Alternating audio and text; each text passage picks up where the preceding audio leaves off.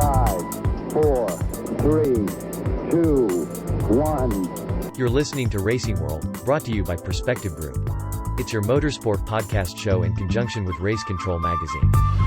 Well, hi there and welcome to another edition of Racing World, the last one from Tokyo for you this time, as we're about to board the plane on the way back to New Zealand tonight, and certainly looking forward to seeing the family. Missed them heaps, and it's been a very long 40 days over here, that's for sure.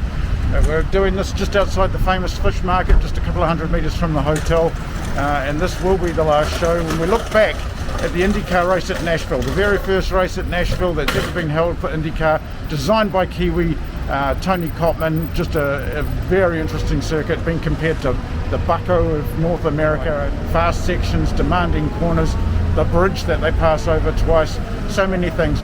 At a minute, the biggest issue is the bridge. I feel like going down from the bridge both sides is a bit hectic.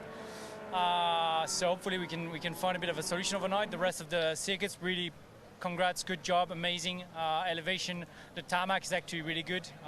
It's not too bumpy anywhere else. It's just those two-way on the bridge that are a bit tricky. First of all, a big shout out to you all. Thank you so much for watching the show. If you are new to it, please like, share, subscribe.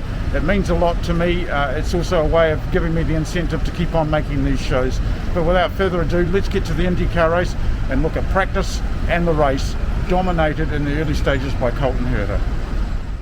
I mean, it was a good lap, but what we did in Q1 really helped us there with being able to transfer on the black tires. That was the biggest thing.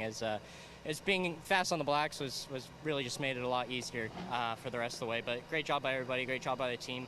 Car is fantastic, as you can see what we were able to do on the black laps compared to everybody. We're really in a league of our own, so it felt amazing. Good car to take into the race tomorrow too, nice and stable. So yeah, really excited. This track has its own group of challenges that I think is maybe one of, if not the toughest track that we go to right now. It's a very difficult track to learn with all these big open roads and multiple lines into some of these corners. So yeah, this is huge for me, and obviously this one right here is for Robin Miller, who's in the hospital right now. So keep on fighting, buddy, and hopefully we get a racetrack, or you got a racetrack soon. Well, Nashville certainly was to prove to be very, very interesting, that's for sure. Just 5 laps into the race, and Ericsson, the eventual race winner, launched his car airborne over the back of Sebastian Bourdais, and anyone would have thought that he was done and dusted, but no, there was so much more to come.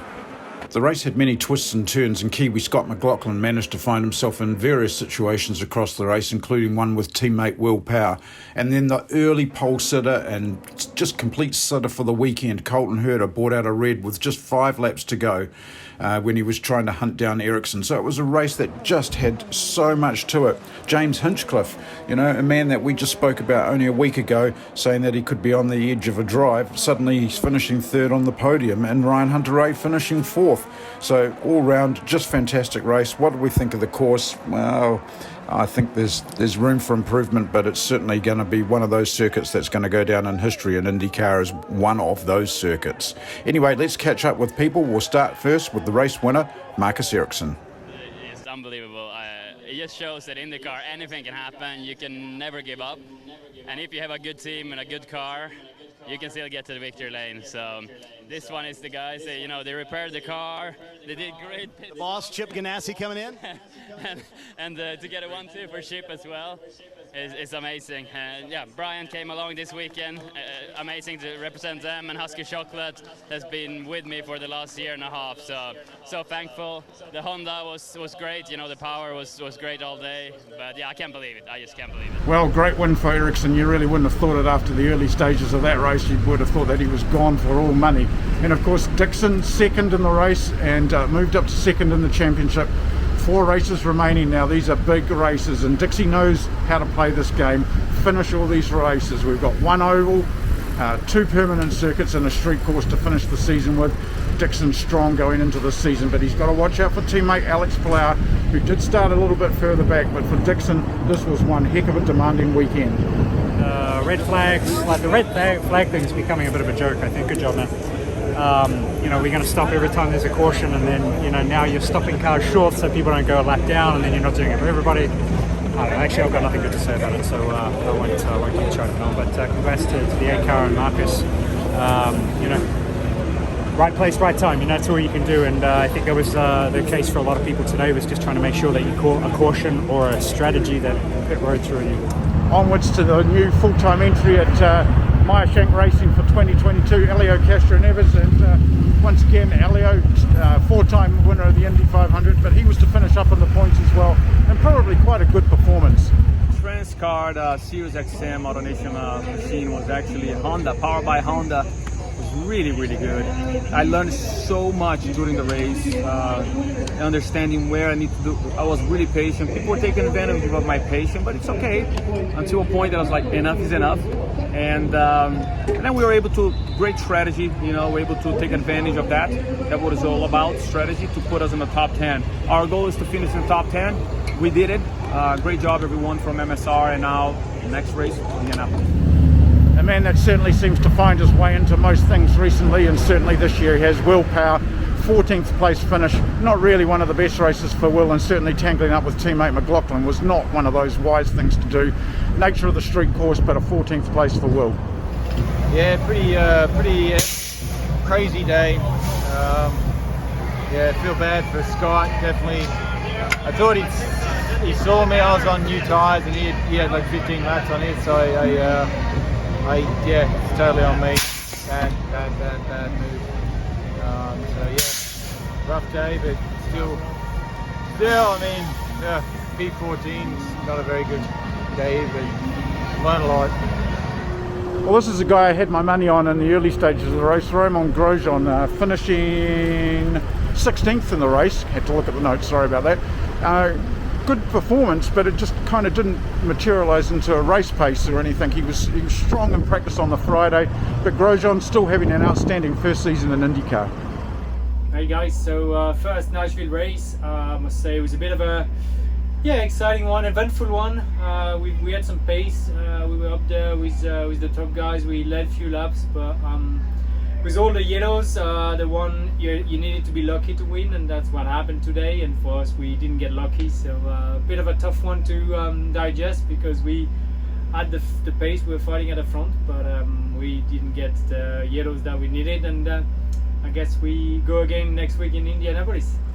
Into the Kiwi McLaughlin, 22nd in the race, not what he's looking for. Very hard on himself after the race as well, talking to the media and just reflecting on the weekend.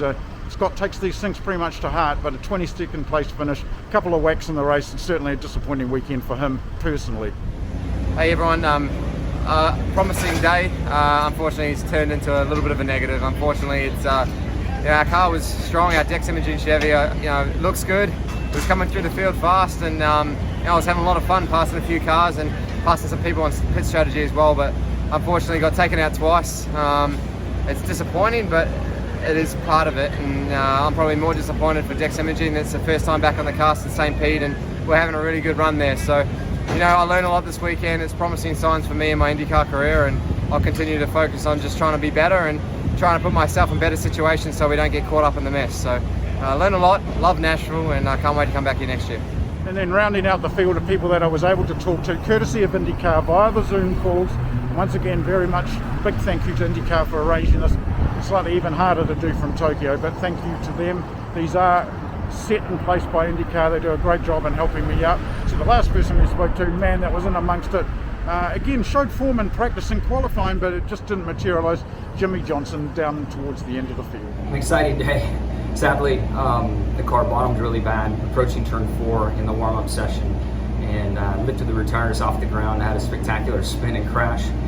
The team just worked their guts out to get the car ready, a new car, mind you, ready for me to race in the race today.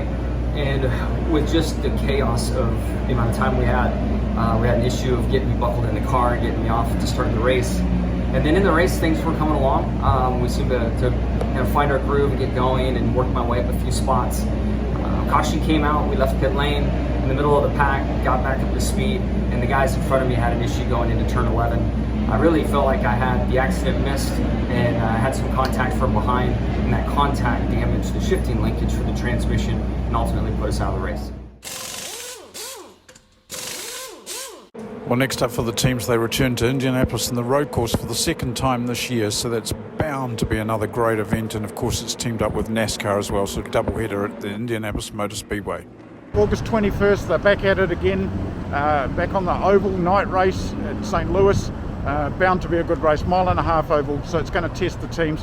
Romain Grosjean making his debut on the oval as well. As I said in the previous show, lots of movement in IndyCar, so we'll follow that with interest over the next few weeks. If there's anything major, then we'll report it on the Facebook page, which you can also like and subscribe to as well.